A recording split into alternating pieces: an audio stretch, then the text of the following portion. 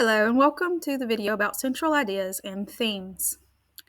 So, have you ever read something and wondered, what's the big idea here? Or what's this story really trying to tell me about life? The answer to that is central ideas and their themes. Both of them are crucial components of any narrative or text, yet they serve distinct purposes. Let's explore these two components in more detail. Objectives. After watching this video, you should be able to define both central idea and theme, explain how you can find the central idea in a nonfiction text, explain how you can find a theme in a fiction text, and explain how central idea and theme are different from one another. Let's look at central ideas. So what are central ideas? Well, a central idea is the main point the author wants you to understand about the topic they're writing about. It answers the question, what is this text mostly about? And it is specific to that particular text.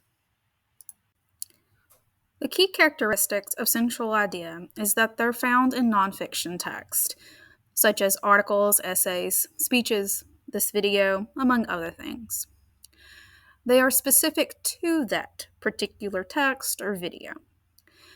They are built by facts, examples, and key details, and they're often expressed explicitly, such as in the introduction or conclusion, often in the form of a thesis statement. But some of them may require you to make an inference based off of the major focused details in the passage. So how do you find a central idea? Well, for starters, you should look at the title, heading, and topic sentences. The topic sentences especially will tell you the main central idea of that particular paragraph. When you're looking at a whole document, pay especially attention to the introduction. Usually a thesis statement is somewhere in that introduction, and the thesis statement will tell you exactly what the author is writing about. The title and the headings of the document can also give you clues as to what the main topic is about, but you'll have to dive deeper into the text to discover exactly what the author is saying about that main topic. You should pay attention to repeated ideas or words. The author is highlighting them for a reason.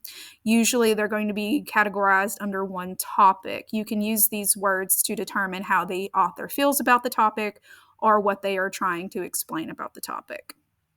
And then, of course, if you summarize the passage in one sentence, you've pretty much got the central idea down.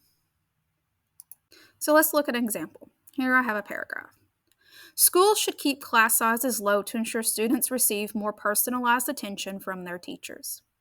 In smaller classes, teachers can better understand individual student needs and adjust their instruction accordingly. Studies have shown that students in smaller classes tend to perform better academically because they receive more feedback and support. Additionally, smaller classes create a more manageable environment where teachers can maintain classroom discipline and foster strong relationships. These benefits contribute to a more effective and positive learning experience for students. So if we look at this paragraph off the bat, we can see from the topic sentence what our main idea is. Schools should keep class sizes low to ensure students receive more personalized attention from their teachers. That is the main idea of this paragraph. And then let's look at the details that our author uses to develop this idea. They state that smaller class sizes helps teachers tend to students' needs and adjust instruction. They even reference studies that show that it leads to better performance, and it states that smaller classes help the teacher manage the learning environment. That's how they build this central idea. Now let's look at theme. So what is theme? Theme is the underlying message, lesson, or universal idea in a story. Sometimes you will hear it called the moral of the story. And it answers the question, what is the author trying to teach or say about life in general? What are the key characteristics of a theme? Well, themes are found in fiction and literary texts, such as short stories, novels, and plays. They also include movies and TV shows. They are revealed through the characters' actions, the characters' dialogues, and their relationships with one another. The conflict in the story can reveal different themes. It's whatever challenges that character is facing about that deal with real life. The setting is also important when thinking about themes because you could have symbolism and different moods according to the setting. And then you have to keep in mind that themes are universal and can apply to life outside the story. A theme is not going to have specific information about this story. You're not going to name characters, you're not going to name places or anything like that. It's just going to be kind of generic and broad.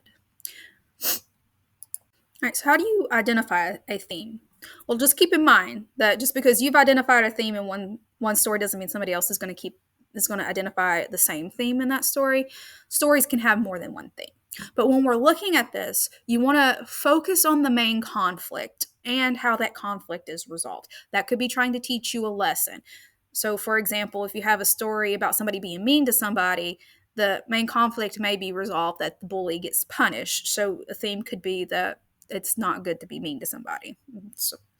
Or you could have somebody that has positive consequences. So it's saying that it's good if you stick up for yourself, or if it's good that if you study hard, you'll succeed in life. Those are examples of themes. You have to ask, what does the story say about human nature, society, or life? So is it trying to say that humans experience a certain thing? Is it trying to say society is this way or society is not this way? Society should be this way? What is it saying about life in general? These are things that anybody can experience. That's what themes are. You're going to look for recurring ideas, symbols, and lessons. Pay particular attention to the things that the characters learn, because whatever the characters learn, that's what the author is trying to get you to learn. Let's look at an example. Okay, so let's look at this example. We have a little short story here. Eli had always been an average soccer player, sitting on the bench while his teammates carried the team to victory. One day, after being left out of a crucial game, he decided it was time to change. Every morning before school, Eli woke up early to practice his footwork, and after school, he stayed late to perfect his shooting. Weeks turned into months, and by the time tryouts for the new season arrived, Eli's coach was stunned by his transformation. Not only did Eli make the starting lineup, but he also scored the winning goal in the team's first game. As his teammates cheered, Eli realized that his dedication had paid off in ways he had never imagined. Okay, so this was kind of a positive thing here. The theme of this story can be summarized in hard work and persistence leads to success. That's what Eli did.